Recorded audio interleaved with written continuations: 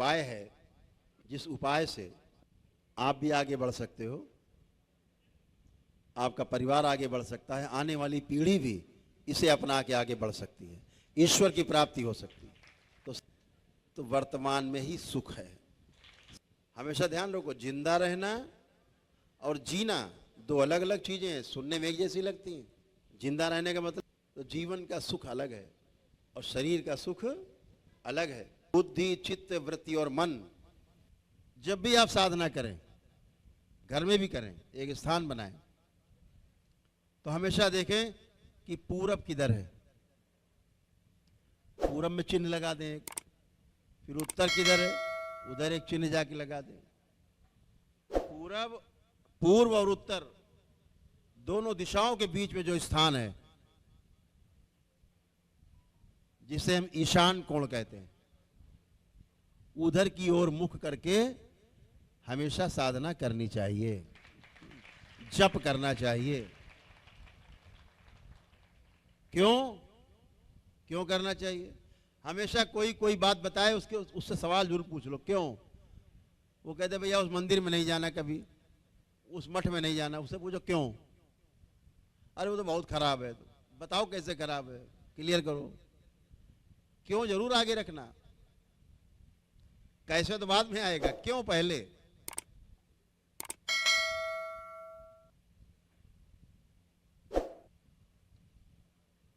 तो आप हमेशा जब उधर की ओर बैठते हैं, ईशान कोण की ओर, उस समय आपका शरीर और जीवन का तालमेल 0 डिग्री पे होता है, कोई भार नहीं होता। और जब भी आप लेट जाएं, दंडवत करें, सुबह प्रार्थना पूजा, तो आप उसी तरफ लंबे लंबे लेट जाते हैं, तो रीढ़ की हड्डी आपकी एकदम सीधी उसी की तरफ होती है। आपका जो आपका कहा गया ना, महापुरुष कहते हैं यत पिंडे तद ब्रह्मांडे, यही ब्रह्मांड है। दंडवत करते सबसे पहले उधर की ओर ही जाता है, ईशान कोण की ओर। लेट जाए तब भी रीढ़ की हड्डी सीधी। आप बैठे भी होते हैं तब भी आपका इशारा, जो चुंबकीय क्षेत्र है आपका 0 हो जाता है। तो हमेशा आपकी जो साधना है, ध्यान है, जप है, उस तरफ ही मुख करके ही करना चाहिए। आपको एक समय बना लेने से, नियम से और अच्छा होता है। जैसे दरबार में आप देखते हैं, ठीक 7 बजता है सुबह का, आरती होती। सबसे पहले क्या होता है दरबार में? सबसे पहले प्रातःकाल रुद्राभिषेक समय से होता है, ब्रह्म मुहूर्त में। 3:45 बजे आपका रुद्राभिषेक शुरू हो जाता है, समय से। एक समय बंधा हुआ है। ये सूक्ष्म जगत आपकी प्रतीक्षा करता है, क्योंकि आपसे जुड़ा हुआ है। आप क्या समझ रहे हैं? आप केवल हजारों लोग यहां उपलब्ध, इतने ही लोग हैं सुन रहे हैं? यहां करोड़ों अरबों लोग हैं जो आपकी बात को सुन रहे हैं, देख रहे हैं।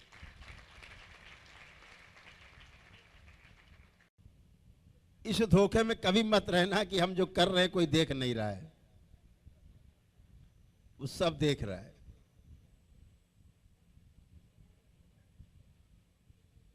इसीलिए दरबार आपको तुरंत बता देता है, गड़बड़ करके आते हो बता देता है, तुमने ये गड़बड़ किया।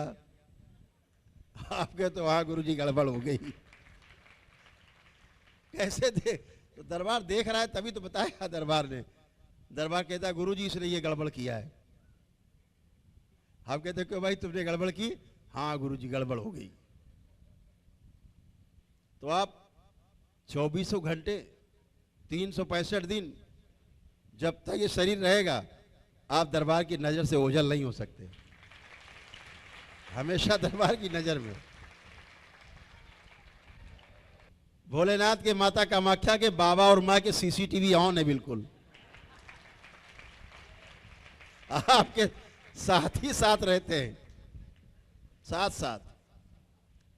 तो हमेशा ध्यान रखो कि हम जीवन हैं, और जीवन के आधार पर जब सामने वाले से संबंध हम अपने बनाते हैं, तो उन संबंध के आधार पे सुख होता है, दोनों पक्ष सुखी होते हैं। जब हम जानते हैं कि मेरे चुटकी काटने से मुझे कष्ट होता है, तो इसके चुटकी काटने पर इसको भी कष्ट होता है। जब ये बात समझ लेते हैं तो फिर हम चुटकी नहीं काटते, फिर हम चुटकी लेते हैं, चुटकी काटते नहीं। तो इसलिए ध्यान साधना एक वो उपाय है जिस उपाय से आप भी आगे बढ़ सकते हो, आपका परिवार आगे बढ़ सकता है, आने वाली पीढ़ी भी इसे अपना के आगे बढ़ सकती है, ईश्वर की प्राप्ति हो सकती है। तो सभी लोग तैयार हो जाएं, पुणे से अपने अपने स्थान पर वर्तमान में आ जाएं। सभी को वर्तमान, जब आप ध्यान करते हैं तो वर्तमान में होते हैं। भूतकाल में जाते हैं तो भूतकाल में पीड़ा है, केवल पीड़ा, सोच सोच के उसने ये किया, उसने वो नहीं किया, हम ये कर लेते, ये नहीं कर पाए, नहीं तो तीर मार लेते, क्या बताए, बच गया, निशाना नहीं लगा। तो भूतकाल में केवल पीड़ा है, भूतकाल के बारे में सोच सोच के अंदर पीड़ा उत्पन्न होती है। और भविष्य के बारे में ज़्यादा सोचते रहते हैं तो चिंता उत्पन्न हो जाती है। तो भविष्य में क्या है, चिंता। तो चिंता करने से भी कुछ नहीं हो रहा है और भूतकाल में सोचने से भी कुछ नहीं हो रहा है। हो रहा है कुछ? नहीं हो रहा है। बचा वर्तमान। जब वर्तमान में हम रहते हैं तो वर्तमान में ही सुख है, सुख केवल वर्तमान में है। इसलिए सोचें, भाई सोचना ही है तो अच्छा अच्छा सोचा जाए। तो अभी हम आपसे चर्चा कर रहे थे कि जीवन का पहला केंद्र हमारा, जिंदा रहने का, जीने का पहला केंद्र है नाभि। हमेशा ध्यान रखो, जिंदा रहना और जीना दो अलग अलग चीजें हैं, सुनने में एक जैसी लगती हैं। जिंदा रहने का मतलब खा पी करके और स्वस्थ बने रहें, ऐसा खाएं पिए हम स्वस्थ रहें। हमारा आहार, हमारी निद्रा, हमारा भय और प्रजनन हमारा संतुलित रहे, ये शरीर के लिए। तो जिंदा रहने का मतलब शरीर की बात हम कर रहे हैं। जीने की जब बात करते हैं तो हम जीवन की बात करते हैं। हमारा जीवन, शरीर सुखी नहीं रहता है। जीवन का सुख अलग है, शरीर का सुख अलग है। जीवन का क्या, शरीर का क्या सुख है? गर्मी लग रही, थोड़ा ठंडा पंखा चल जाए, थोड़ा एसी चल जाए, ये शरीर का सुख। अभी आप जब सो जाते हैं तो ना गर्मी पता लगती ना सर्दी पता लगती है। जब आप जागते हैं तो लगता है ठंडक है या गर्मी है। तो शरीर के आधार पे आपको ठंडक और गर्मी महसूस होती है। लेकिन आपको कोई घर में लड़ाई झगड़ा हो गया परिवार से या मित्र से, आप कितना भी एसी में बैठो, कितना 56 भोग सामने रखा हो, आपको अच्छा नहीं लगेगा। आप कहें भैया खा लो, अरे नहीं इच्छा नहीं है। कहाँ चला गया आपका ये सुख? एसी भी मौजूद, ठंडा ठंडा दे रहा, ठंडी मशीन चल रही है। लोग गुणगान कर रहे हैं, मंगल स्तुति कर रहे हैं आपके सामने, आप बहुत बड़े राजा महाराजा धीराज हो प्रभु, आप भोजन कर लो। वो कहे हटाओ यार, भोजन भोजन नहीं करना। लेकिन जीवन अगर प्रसन्न है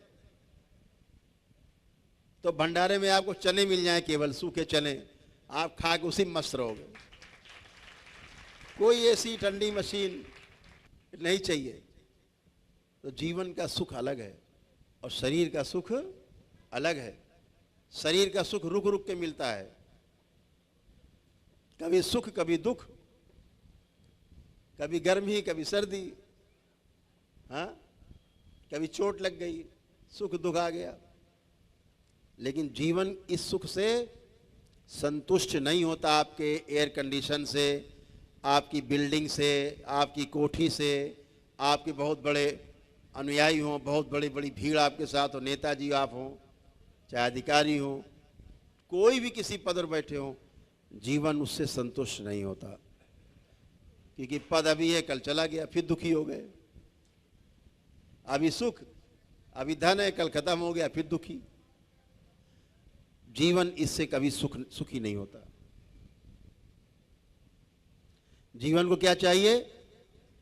कंटिन्यू, कंटिन्यू हैप्पीनेस, लगातार सुख, जहां कोई दुख हो ही ना। ये जो आपके अंदर आता है ना भाव कि कभी दुख ना आए, ये किसका भाव है पता है? जीवन का। हम कभी नहीं मरेंगे, देखते हैं वो मर गए, अरे यार बहुत अच्छे आदमी थे बेचारे, बताओ मर गए, अपने मरने का तो ख्याल ही नहीं आता। ऐसा लगता है सबको मरते हुए देखेंगे, बहुत अच्छे आदमी थे बेचारे मर गए। अगर कह दो तुम भी तो मरोगे तो नाराज हो जाएंगे वो तुरंत, ऐसा कैसे मर जाएंगे? तो जीवन इसीलिए अमर होने की सोचता। क्यों? जीवन अमर है, अंदर है, इसलिए उसकी सोच है अमरता। उसकी सोच अमरता की सोच है, क्योंकि वो अमर है, वो सही सोचता है, नहीं मरता। सोचने वाला तो मरता ही नहीं है, वो तो अमर है ना। कहते हैं आत्मा अमर है, जीवन अमर है।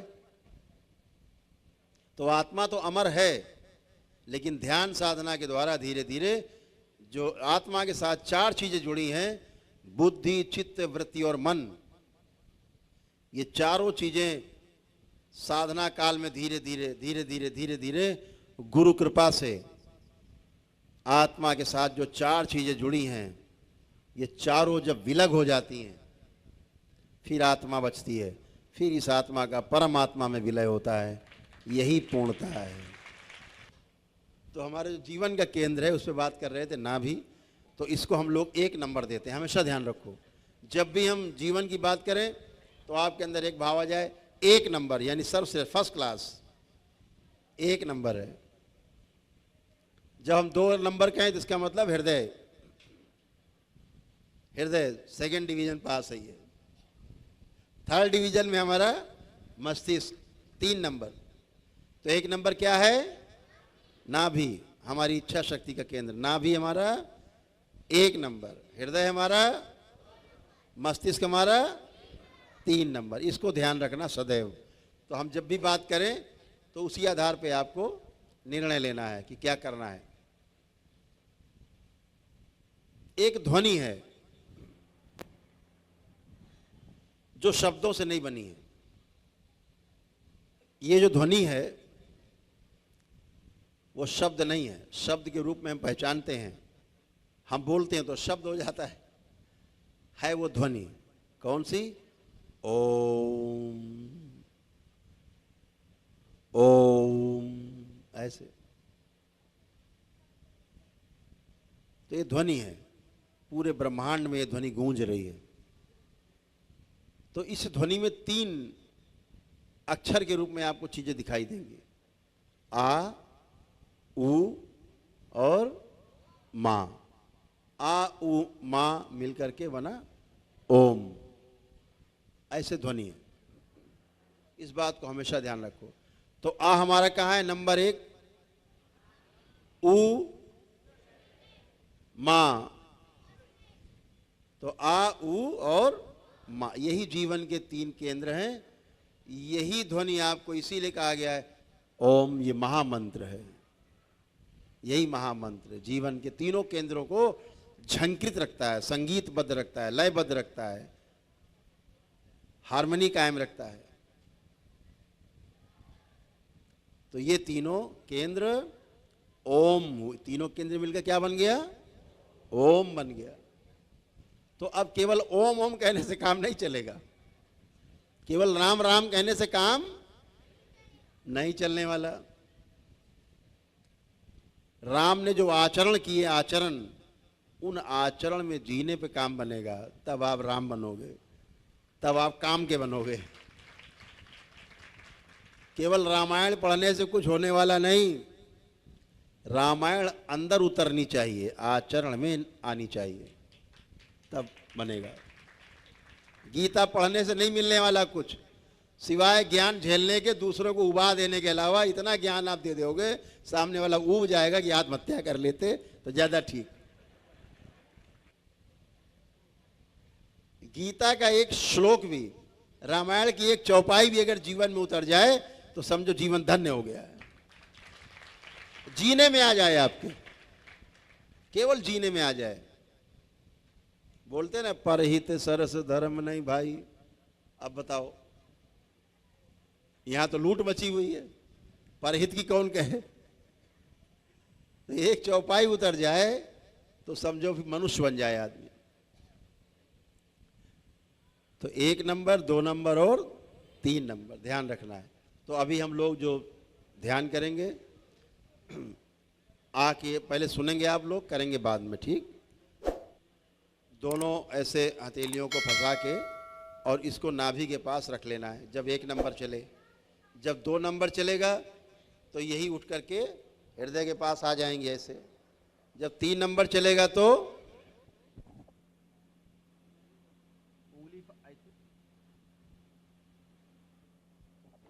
उंगली फंसी हुई है, उंगली नहीं छूटेंगी। 1 नंबर, 2 नंबर, 3 नंबर, ठीक है। तो पहले अनुभव हो जाए कि 1 नंबर, 2 नंबर, 3 का अनुभव हो जाए, अभ्यास हो जाए। तो जो हम बोले ये दोनों उंगलियां जुड़ी हुई हैं ऐसे, तो वहीं रखते जाना है। जैसे हमने बोला 1, 2, 3, बहुत सुंदर, सभी लोग जान गए, ठीक। चलिए शुरू करते हैं।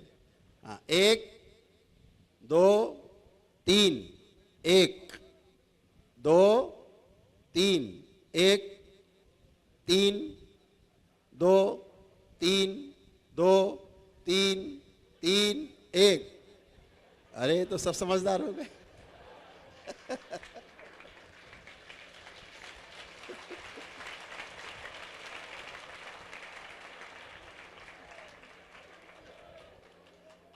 और ये पता है, ये पता है ध्यान साधना क्यों कर पा रहे हो ठीक से, क्योंकि पितर महाराज नहीं है।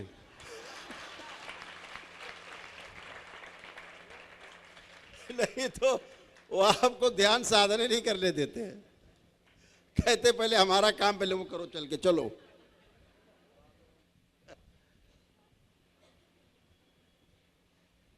तो इसमें तो पारंगत हो गए अब 1, 2, 3 में। अब मुद्रा में आ जाएं सभी लोग। जैसे अभी मुद्रा में थे, रीढ़ की हड्डी सीधी, नेत्र बंद, हल्का सा चेहरा ऊपर उठा हुआ, दोनों हथेलियों की उंगलियां आपस से फंसी हुई और नाभि के ऊपर वैसे चिपका के रख देना है हथेलियां, जैसे सिखाया था 1 नंबर। नेत्र बंद,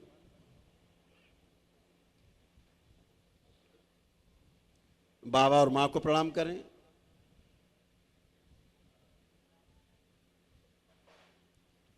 भगवान भोलेनाथ और माता कामाख्या को प्रणाम करें, प्रार्थना करें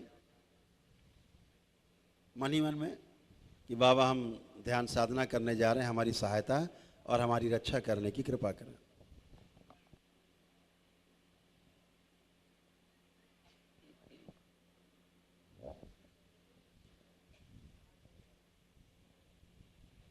छह बार उच्चारण होगा आ का।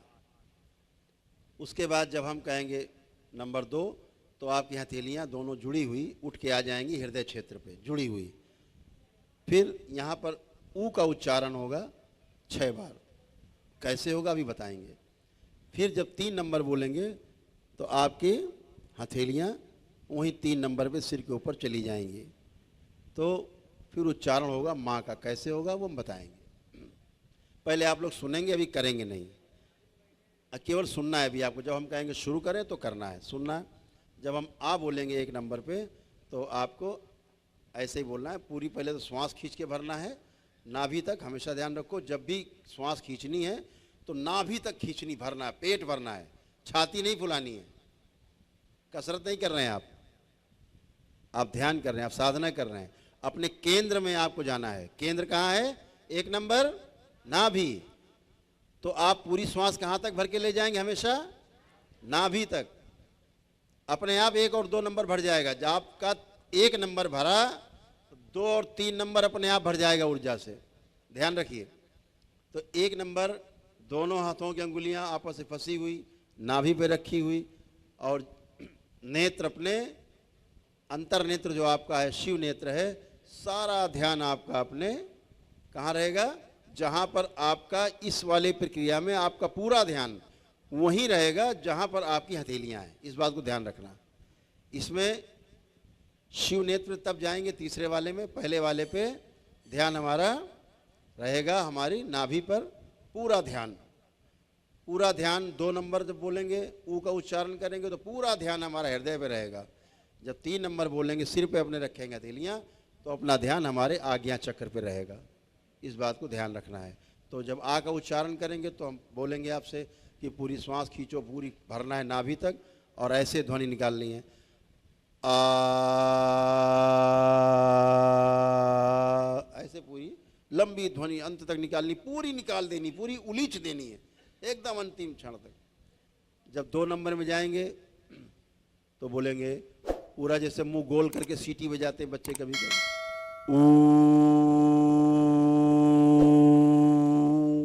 इस तरह से जाएंगे, लंबी ध्वनि जाएगी।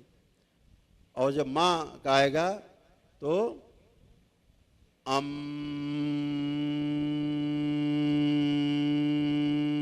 यानी नाक से ध्वनि निकलेगी। तो शुरू करते हैं, सभी लोग अपनी अपनी मुद्रा में आ जाएं, नेत्र बंद।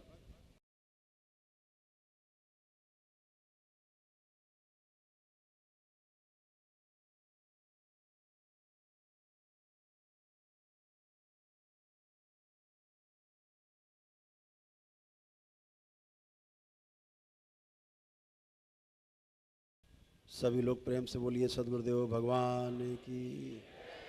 अपने अपने कमर पे 3 बार हाथ फेर लेंगे सभी लोग।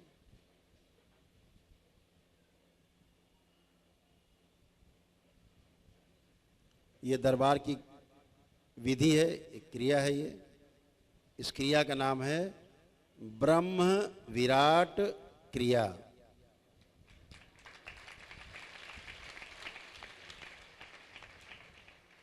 इस क्रिया का नाम है तो ब्रह्म विराट क्रिया प्रतिदिन करने से बच्चे से लेकर के बुजुर्ग तक, रोगी निरोगी सब कर सकते हैं। बोलिए सद्गुरुदेव भगवान की। ये करने से होगा क्या? ये तो पहली क्रिया है, ब्रह्म विराट क्रिया है, पहली क्रिया है, एक फेस है जो प्रतिदिन आपको करने चाहिए। जब आप समूह में साधना करते हो, पता है आपको, जैसे आप इतने समूह में बैठे हैं, आप साधना कर रहे हो, इससे क्या हो रहा है पता है? जिसमें ऊर्जा कम या ज़्यादा है, जिसका जीवन कम समझदार या ज़्यादा समझदार है, सब सामान्य हो जाते हैं। जो ऊपर है मजबूत, सबको ऊपर खींच लेता है और सबकी साधना हो पाती है एक साथ। घर में वो साधना नहीं हो पाती जो समूह में बैठ करके साधना होती। इसीलिए गुरुकुल बने, इसीलिए तमाम आश्रम बने कि आप वहाँ पहुँच करके और क्रियाओं में भाग लें। इस क्रिया को करने से जो पहला लाभ होता है, आपके जो जीवन के 3 केंद्र हैं संतुलित हो जाते हैं, आपका संकल्प बहुत मजबूत हो जाता है।